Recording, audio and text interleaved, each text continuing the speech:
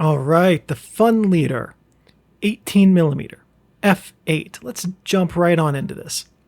This lens was, insofar as I can tell, made by Artboard Marketing. Now I say that because the original Kickstarter this came out as part of was started and run by Artboard Marketing.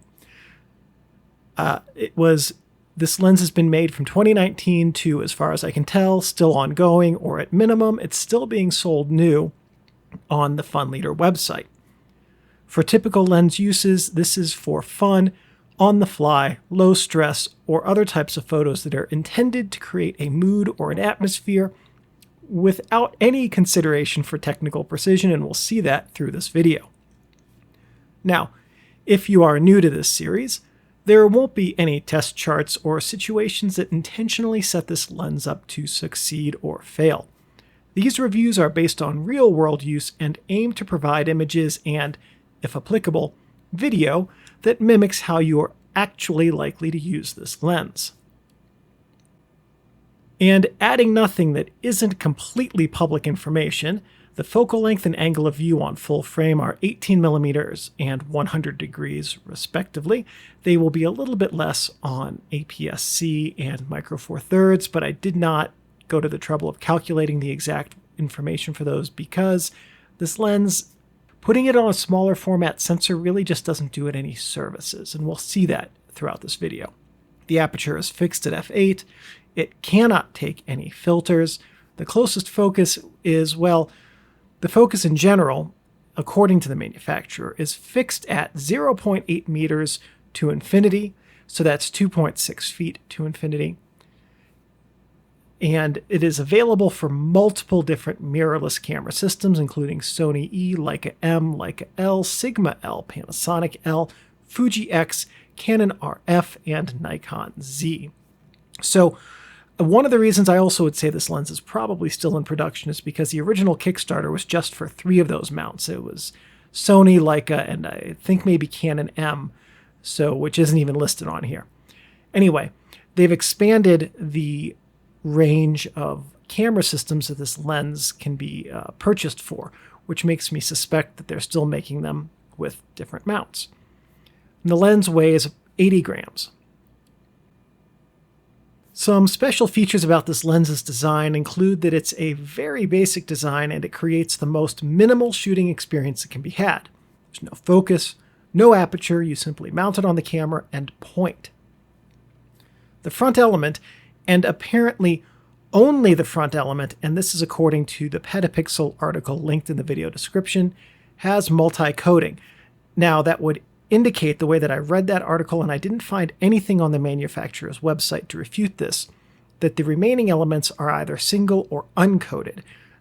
I couldn't find anywhere anything that described the coating of anything other than the front element. Uncoated elements, and also elements that don't have like black paint around the outside edges of the lenses, would go a long way to explaining the absolutely exceptional amount of flaring that this lens produces. Now, this lens does bear a passing, at most, resemblance to the 1964 Miyamoto fisheye lens design, but it's reversed from that. So if you were to go up and look up that lens design, it would have a similarity in the reverse to this lens. Now, the Funleader 18mm also has, again, a passing resemblance to the design of the Olympus 9mm body cap lens. And again, passing. There's nothing in this lens that makes it look like it was copied from either of those. And I find that the Funleader's optical design, I find it to be absolutely fascinating because it's exceedingly wide, and it really just looks like a fisheye lens that was built backwards. There's a lot of good to be said about optical design simplicity, and 6 elements and 4 groups is pretty close to as simple as an ultra-wide lens is likely to ever be again. Now that said, you could go simpler with 2 identical meniscus lenses of a very precise shape, placed at opposition around an aperture. An even simpler optical design with far wider imaging capabilities could be made. And we know that because it has. It was called the Hypergon. And maybe someday I'll get one of those lenses to review. But that day is not now or on the horizon. Sharpness. It's not great, except in a very small area about 1¼ meters in front of the lens. And in that area, it's passable. There is, in addition to sharpness, there is some pretty substantial field curvature with this lens in the right shooting situations where different parts of the image, which should theoretically be equally sharp, are not. So that's not super well corrected in some of the images that you're going to see here exhibit that. The rest of the field, aside from that relatively small sharp space, is super soft, and it's just going to be part and parcel to this lens, that softness. This lens is not for making poster prints, it's not for pixel peeping. The images from this lens will translate very well into social media posts because of the megapixel count on your mirrorless camera. And this lens will also give you images where mood and atmosphere surpass in need your technical precision. Build quality is really good. It's a simple metal housing with a lens firmly affixed inside. Everything is screwed into place with threaded rings. It's really hard to mess that up, and yes, this is a well-made lens. Your aperture shape is not applicable to this because it has a fixed Waterhouse f8 aperture. The advantage to that is that the aperture is perfectly circular at its fixed setting. Out of focus characteristics are absolutely generic on this lens. The out of focus area is just kind of soft. It doesn't distract from the image, it doesn't contribute to the image. Out of focus areas are just generically blurry, like somebody accidentally ran a Gaussian blur filter in Photoshop on those parts of the image. The design flaws include severe flare.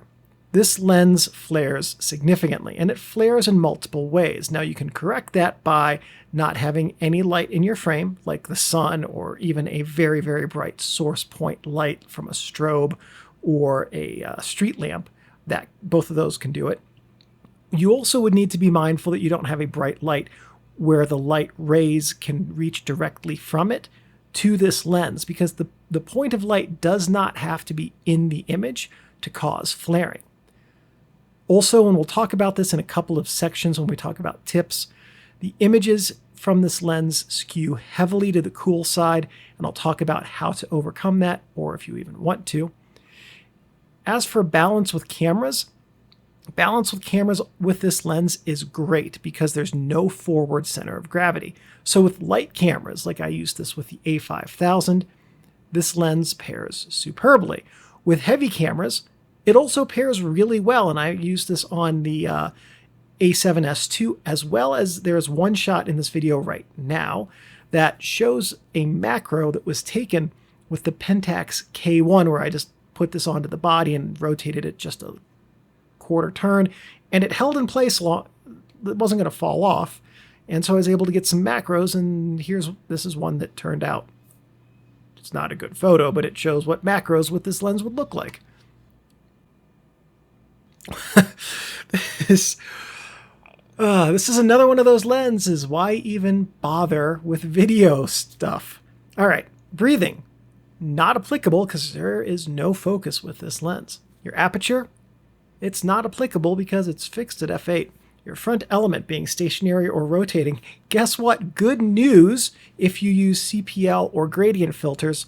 The front element is both stationary and non-rotating because it can't move. Your focus throw degrees, well, it's not applicable. Your focus ring, whether it is stationary or if it's narrow or wide, easy to grip, again, guess what? Not applicable. And for those of you who use focus motors on your lenses, you don't need to worry about that with this one. For focus damping, it is really solid. Just kidding. There's no focus, so that is also not applicable. Your focus ring play, I think you know where this is going to go. Not applicable. As for mount stability, it's really good and firm. It is well made, and you don't really have to worry about the image bouncing around from the lens bouncing around if your camera gets jarred, because the lens is going to stay in place on the camera mount. All right, let's revisit a couple of the quirks that we talked about, and let's talk about how to make the most out of this lens because of them. Right off the bat, this is a very cool tone lens. It is, I think, the strongest cool tone lens I've ever used. On every camera I used it with, it imparts a very strong blue or cool tone color cast on the images. Now what that means is if that you have as part of your workflow in Photoshop, auto color correction, which is Control-Alt-Shift-B, I think. You know what, I just do it by habit. I can't even remember what buttons it is. Anyway, if you do that, with very many of the photos from this lens, Photoshop will automatically add warmth that is too strong. So if that's part of your workflow, what you'll want to do is duplicate your layer, do the auto color correction, then dial back the transparency on that layer to somewhere between 35 and 65, depending on the specific image, and that will balance your colors pretty well. That's if you shoot JPEG. The better way to correct this cool tone cast that the lens imparts in your images is to shoot RAW. And when you're in your RAW editor, you want to adjust the color temperature there. That's going to give you much better and more accurate control over combating cool tones and getting accurate colors from this lens. The next major thing about this lens is that your scene placement affects metering significantly.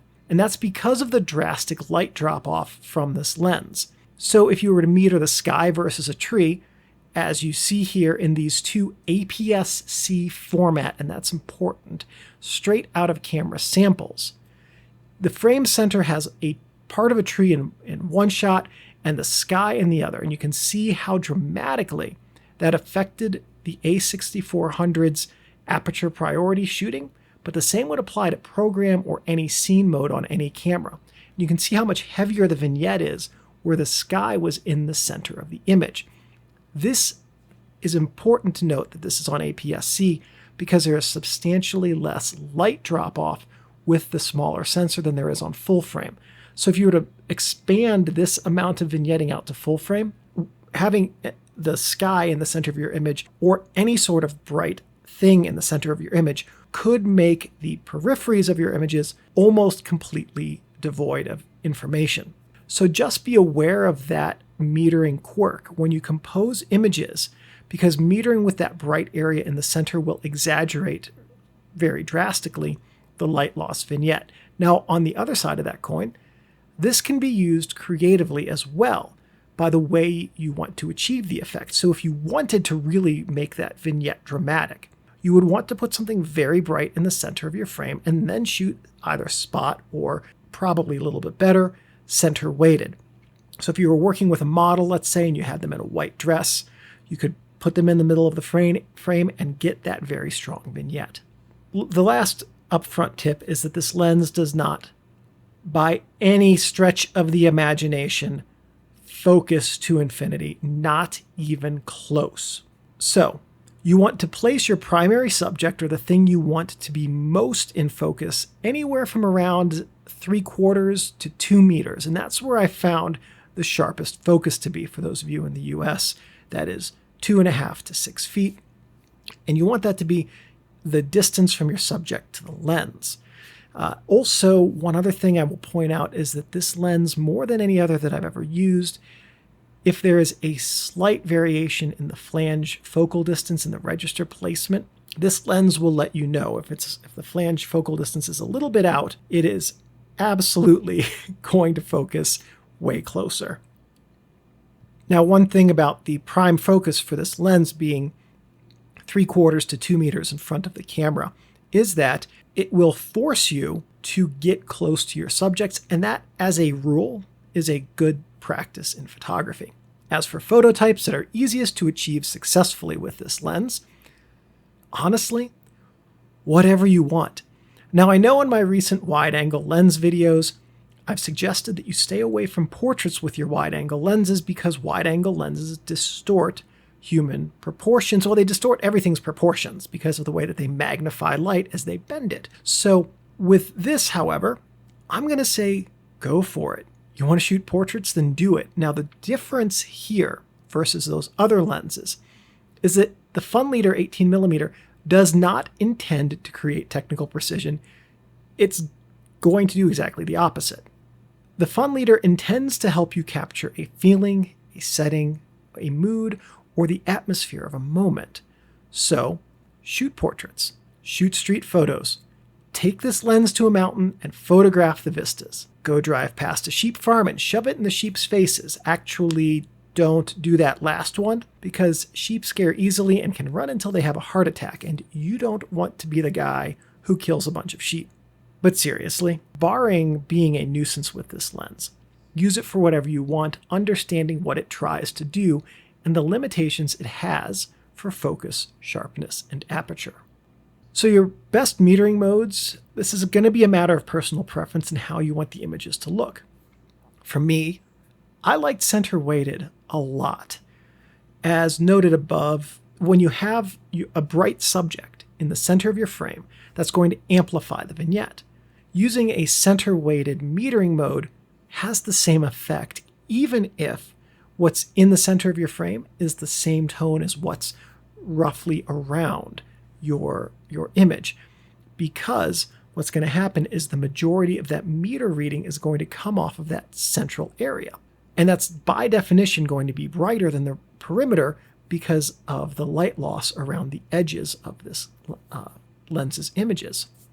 Now, that said, you can definitely edit out the vignette in post, and I've seen photos from people who do it. And even though this video, a number of the photos are going to look like they don't have a vignette, I did not edit out the vignettes at all. All of the disappearing vignette look in some of these photos in this video are because of metering and lighting conditions. So yes, you can definitely edit out that vignette in post, but I would ask you why you would want to do that. Why make the images from this lens something they aren't? If you don't like the heavy vignette, buy something like the Samyang 18mm f2.8 instead. It's not much more expensive, it's not much heavier, and it has autofocus. I would also suggest this lens is a good one to use as a body cap, and I mean that quite literally, and it is a body cap lens. So that means what I'm suggesting is you keep it on your camera. If you need to grab your camera quickly and go shoot, you can, because you already have a lens on there. That said, because there's no lens cap for this body cap lens, there is a good chance that with some time and use and service as a body cap, your optics will get damaged, especially the front element. However, all that said, these do go for very fair prices on the used market, and they can be replaced fairly easily. Also, one other tip, I did this, and I would recommend that you take a few seconds to either scratch the paint or to use a small paintbrush and mark an index on the side of your lens for the mounting dot location for your mount. That's not marked on these lenses, but having it there in a either white, or I used copper, or some other easily seen color that contrasts with the lens's black finish will make it a whole lot easier for you to just put your lens right onto your camera easily and not have to fiddle around with mounting it. Given that the Funleader is a fixed focus, fixed aperture lens, it's pretty well suited for most uses if you can live with the image characteristic. Like the lenses on disposable cameras of the 80s and 90s, this lens creates soft images with a heavy vignette and saturated cool tone colors. Roll with it.